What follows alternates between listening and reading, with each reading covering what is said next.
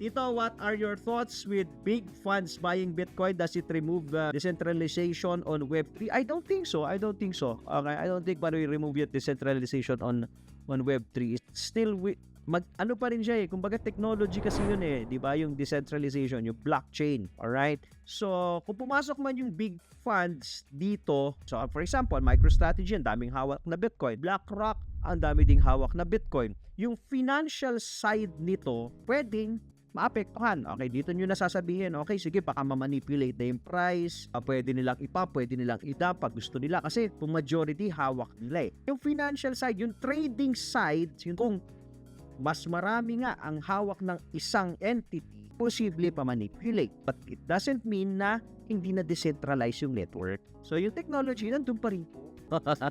Okay? So that's part. So if you are trading, nandun kayo sa financial, tayo, di ba, nasa financial side tayo, itong technology na to, kasi tine-trade natin siya. So, kasama natin sa equation natin, kasama natin sa strategy natin yun na pwedeng ma-manipulate talaga yung price. Kaya nga ang daming naliliquidate, tapos hinuhugot lang din eh, di ba? Follow for more Tito Boobs.